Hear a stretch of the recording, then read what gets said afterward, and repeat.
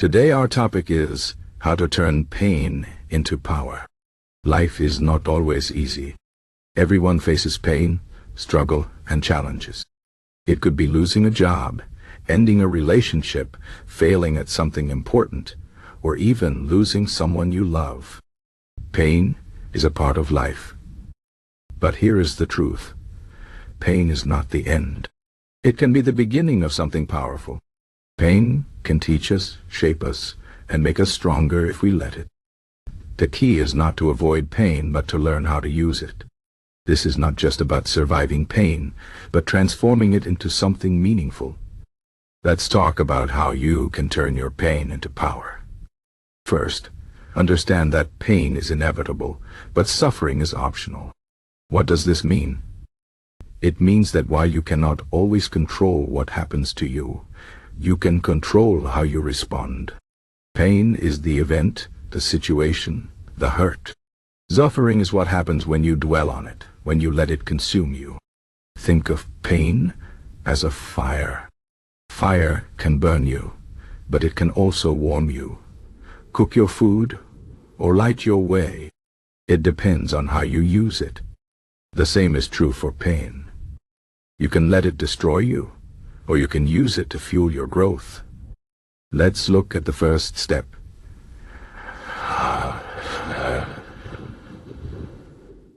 Acceptance. When something painful happens, the natural reaction is to resist it. We want to push it away, deny it, or pretend it didn't happen. But resistance often makes the pain worse. Think of it like quicksand. The more you struggle, the deeper you sink. Acceptance is not about giving up or saying the pain doesn't matter. It's about acknowledging reality. It's about saying, this happened. When it hurts, but I can't change the past. What I can do is decide what happens next. Acceptance is the foundation of turning pain into power, because it allows you to stop fighting and start moving forward. The second step is to find the lesson. Pain is a teacher, but only if you're willing to listen. Every painful experience has something to teach you. Maybe it's teaching you to be stronger, to set boundaries, to appreciate what you have, or to let go of what you can't control. Ask yourself, what can I learn from this?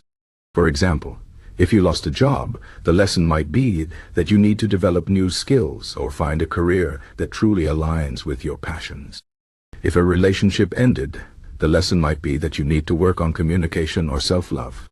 The lesson is not always obvious, and it's not always easy to face, but it's there.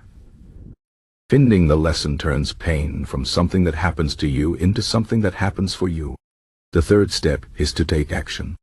Pain can paralyze you if you let it. You might feel stuck, hopeless, or unsure of what to do next. But action is the antidote to paralysis. Even small steps can make a big difference. Start by setting a goal, no matter how small. It could be something as simple as going for a walk, writing in a journal, or reaching out to a friend. The goal is not to solve everything at once, but to create momentum. Action gives you a sense of control and purpose. It reminds you that you are not a victim of your circumstances, but an active participant in your life. Now let's talk about mindset. Your mindset is how you see the world and yourself. It's the lens through which you interpret your experiences. A fixed mindset sees pain as a dead end.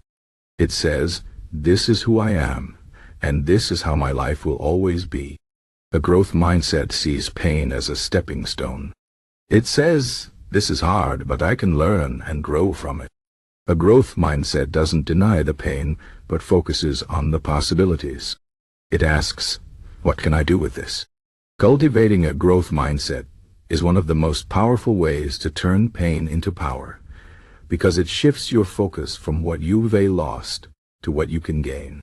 Another important tool is gratitude. When you're in pain, it's easy to focus on what's wrong. Gratitude helps you balance that by reminding you of what's right. It doesn't mean you ignore the pain or pretend everything is perfect. It means you actively look for the good, even in the midst of the bad. For example, if you're going through a difficult time, you might be grateful for the support of friends, the lessons you're learning, or the strength you're discovering in yourself. Gratitude doesn't erase the pain, but it gives you a broader perspective. It reminds you that even in the darkest times, there is still light. Let's also talk about resilience. Resilience is the ability to bounce back from adversity.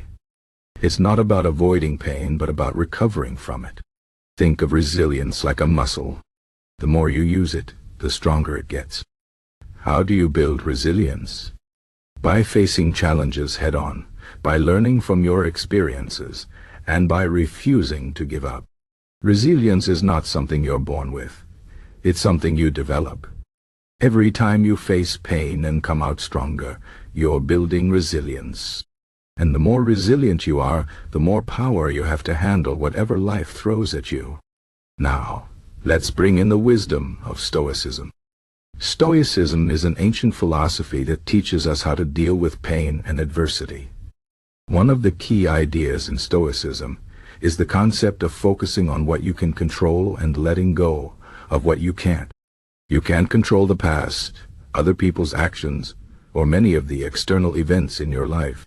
But you can control your thoughts, your reactions, and your choices. Stoicism teaches us to accept what we cannot change and to focus our energy on what we can. This doesn't mean you don't feel the pain. It means you don't let the pain control you. Another important Stoic idea is the practice of negative visualization. This might sound strange, but it's a powerful tool. Negative visualization means imagining the worst-case scenario and then preparing yourself mentally for it.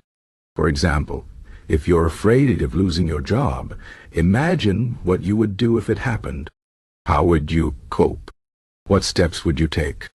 By facing your fears in your mind, you reduce their power over you. You realize that even in the worst-case scenario, you can still find a way forward. This practice helps you build mental strength and prepares you to handle whatever comes your way. Finally, let's talk about purpose. Pain can feel meaningless, but it doesn't have to be. You can give your pain meaning by using it to help others. For example, if you've experienced loss, you might use that experience to support others who are grieving. If you've overcome a challenge, you might share your story to inspire others. When you use your pain to make a difference, it becomes a source of power. It transforms from something that happened to you into something that you can use to create positive change. Purpose gives pain direction. It turns your struggle into something bigger than yourself. In conclusion, pain is a part of life, but it doesn't have to define your life. You can turn your pain into power by accepting it, learning from it, taking action, and cultivating a growth mindset. You can build resilience, practice gratitude, and focus on what you can control. You can use the wisdom of Stoicism to strengthen your mind and find purpose in your struggles. Remember, the fire that burns you can also light your way. Pain is not the end. It can be the beginning of something powerful. The choice is yours. Will you let your pain consume you, or will you use it to fuel your growth? Will you see yourself as a victim of your circumstances, or will you take control and create a better future? The power is in your hands. Use it wisely.